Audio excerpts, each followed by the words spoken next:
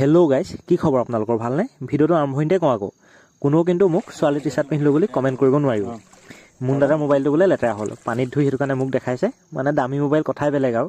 এয়া সৰুতে এনেকৈ নদী কিনাৰত কোনে কোনে গাঁত খান্দিব পানী অহালে অপেক্ষা কৰি আছিল। মই হ'লে এতিয়াও কৈছোঁ যে ডাঙৰ হ'লোঁ যদিও। মজা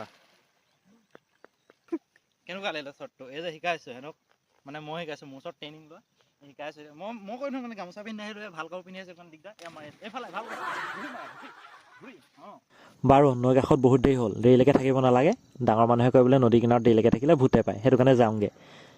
ৰ'ব কথা এটা পাহৰিছিলোঁ, মুন দাদাৰো ফটো মাৰিবলৈ আছেই নহয়, পাহৰি থাকিলোঁ। মই গ'লোগৈ, ই তলতে থাকিলে। ই আকৌ ধুনীয়া ধুনীয়া ফটো কেইখনমান তুলি দিওঁ বুলি আকৌ তললৈকে গুচি আহিলোঁ। ৰ'ব বেকগ্ৰাউণ্ড মিউজিক এটা বজাই লওঁ।